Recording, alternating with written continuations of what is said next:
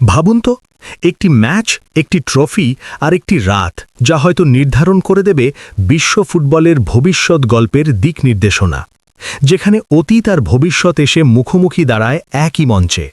ফুটবলের ইতিহাসে একসময় যে ইন্টারকন্টিনেন্টাল কাপ ছিল মহাদেশীয় শ্রেষ্ঠত্বের চূড়ান্ত মাপকাঠি, সময়ের সঙ্গে সঙ্গে সেটি এখন স্মৃতির পাতায় বন্দী।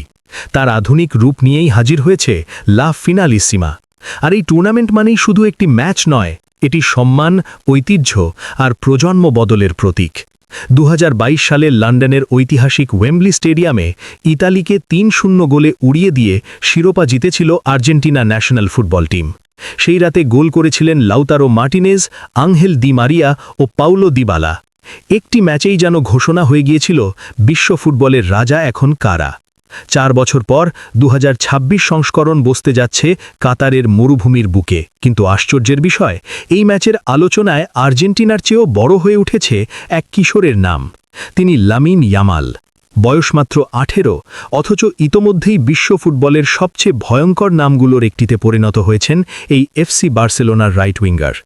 চলতি মরশুমে লা লিগায় 10 গোল আর 8 অ্যাসিস্ট।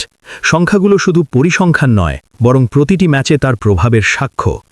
2025 সালে কোপা ট্রফি জিতে নিজেকে ভবিষ্যতের মহাতারকা হিসেবে প্রমাণ করেছেন ইয়ামাল। এমনকি ব্যালন ডিওর ভোটাভুটিতেও তিনি জায়গা করে নিয়েছেন দ্বিতীয় স্থানে, শুধুমাত্র উসমানে ডেম্বেলের পেছনে থেকে।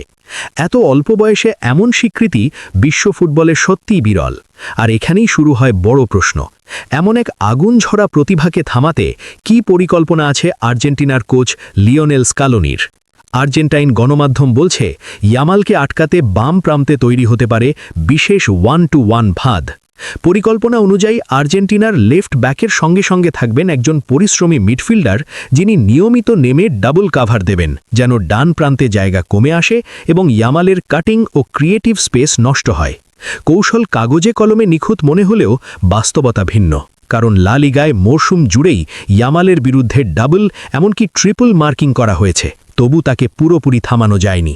তার বিস্ফোরক গতি, নিখুঁত বল কন্ট্রোল আর হঠাৎ দিক বদলানো মুভমেন্ট যে কোনো ডিফেন্ডারের জন্য দুঃস্বপ্ন। তাই প্রশ্নটা এখন কৌশল নয়, বাস্তব প্রয়োগ। স্কালোনির এই পরিকল্পনা মাঠে কতটা কার্যকর হয় সেটাই দেখার।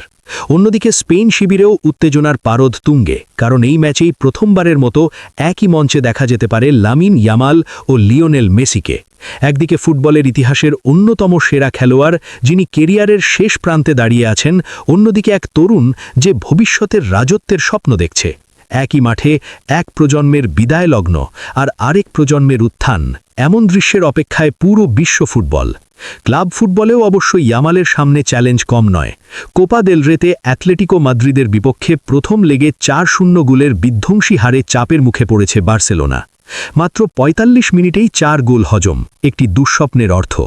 ম্যাচ শেষে কোচ নিজেই স্বীকার করেছেন, প্রথমার্ধে তার দল প্রতিদ্বন্দ্বিতাই করতে পারেনি, তবুও তার কণ্ঠে ছিল আশার সুর, ঘুরে দাঁড়ানোর বিশ্বাস। কিন্তু এসব ক্লাব ফুটবলের চাপ ছাপিয়ে এখন সব আলোক কাতারের দিকে, যেখানে একদিকে স্কালোনির সূক্ষ্ম রণকৌশল, অন্যদিকে ইয়ামালের বিস্ময়কর প্রতিভা মুখোমুখি হবে। আর মাঝখানে দাঁড়িয়ে থাকবেন লিওনেল মেসি, ফুটবলের চিরন্তন মহাকাব্যের নায়ক, যিনি হয়তো আবারও প্রমাণ করতে চাইবেন কেন তিনি এখনও এই খেলাটার হৃৎস্পন্দ হন। শেষ পর্যন্ত প্রশ্ন একটাই, এই প্রজন্মের লড়াইয়ে শেষ হাসি হাসবে অভিজ্ঞতার নাকি তারুণ্যের? বিশ্ব ফুটবল থমকে আছে সেই উত্তরের অপেক্ষায়।